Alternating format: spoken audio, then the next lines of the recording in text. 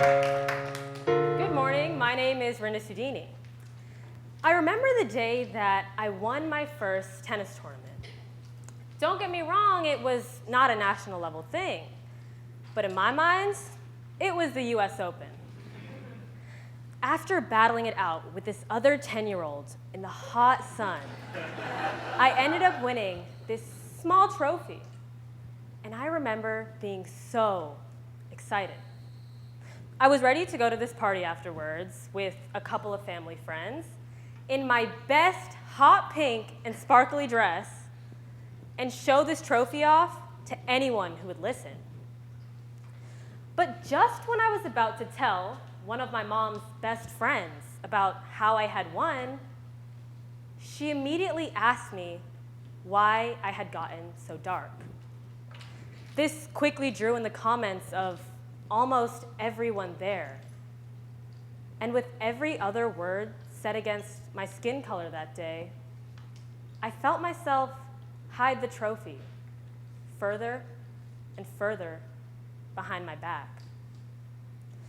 As a 10-year-old, it was a hard lesson to learn that my accomplishments would be overshadowed by my dark skin, and that people who were supposed to understand what it was like to have brown skin were the ones telling me I wasn't good enough or pretty enough.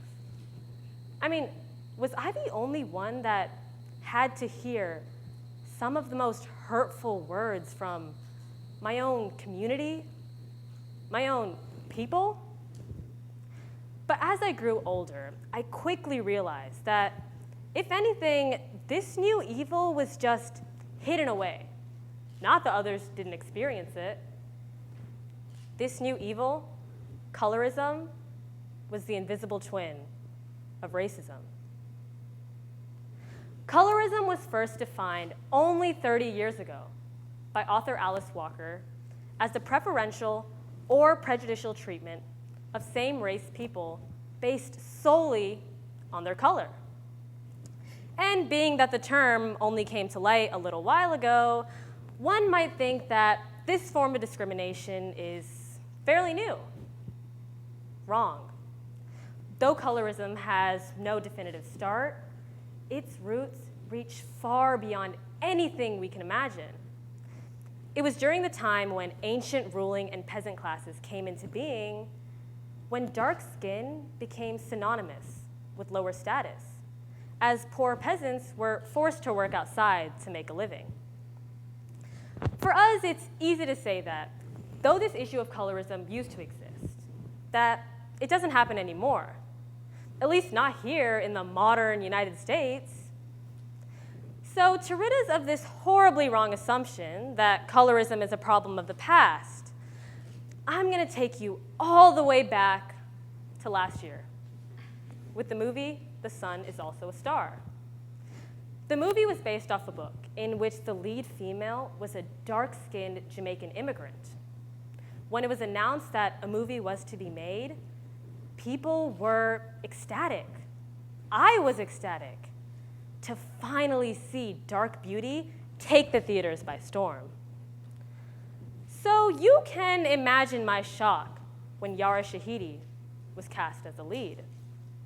Though a talented actress, Shahidi is of Iranian descent, while every other member of the movie playing one of her relatives is actually Jamaican. This begged the question, why is Hollywood so bent on not giving the crucial role of the female lead to a dark-skinned actress? The answer?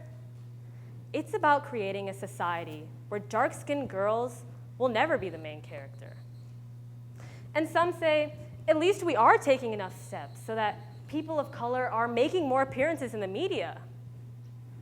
But as far as I can tell, I've never looked at a TV show or movie and seen someone who's looked like me. And that's a problem.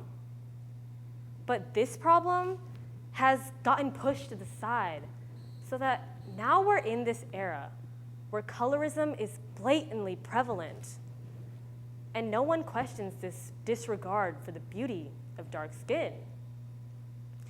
If me saying there's a disregard for the beauty of dark skin isn't enough, I want to share some of my own experiences with colorism. Why don't we start with the dreaded family shopping trips? A young and excited Rindha, ready to be decked out with the hottest new clothes Justice had to offer, would run up to the mannequins wearing neon colors. After putting on the bedazzled blue top in the dressing room, I could see a told you so look creep into my mom's eyes. Neon just doesn't look good on girls with dark skin, she'd say. So I'd pull a darker color dress and be told that I became darker in it. I'd put on a whiter dress and be told that I became even darker than before. Me, being a little confused, asked the obvious question.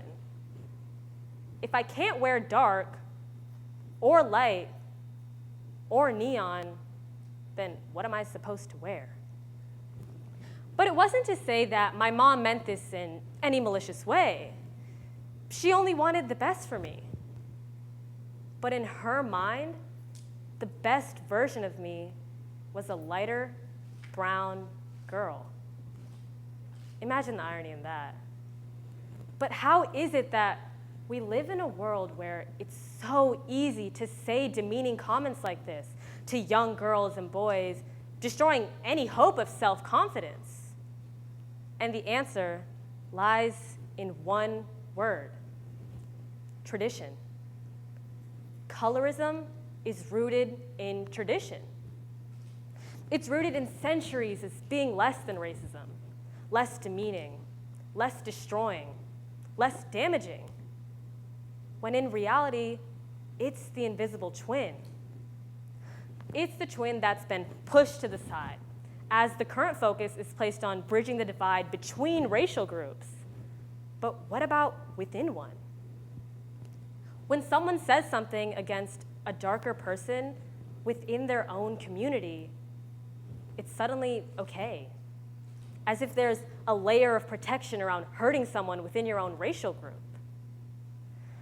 Colorism has been able to roam free because we have not stepped up to challenge its tradition. It's allowed to exist because people don't even view it as an issue. And without seeing a problem, obviously no one's going to come up with a solution. It's about taking the little steps, speaking up and raising awareness, whether you have dark or light skin, and making it known that colorism is a problem. I used to doubt the power of awareness, but then I saw firsthand the true impact that it held. When my closest cousin told me that I was not a part of our family because of my dark skin, all I wanted to do was cry. But before I let any tears fall, I told him that what he said was hurtful. I told him that I was a part of this family and that my skin color had nothing to do with my value as a person. Even after blowing up at him, I didn't think he'd remember what I had said. But a few weeks later, when my aunt came up to me and asked me why I had been getting darker, it was my cousin who rushed to defend me. He said that my skin color didn't matter at all, and that every time I played tennis, I made our family proud. Just by the couple of words I had told him, my cousin had gone from being an initiator of hate to an advocate of stopping it. Now, I want you to leave here today knowing that you can be that person who plays your sport in spite of what everyone says. Be that person who goes to the store, find whatever clothes you like, and wear them as if you own the place. I used to take the demeaning comments that I heard to heart. I'd spend less time playing tennis and agonize over looking a couple shades darker after going to the pool or taking a walk outside. Let's not do that and be the drop-dead, gorgeous people we are. Thank you.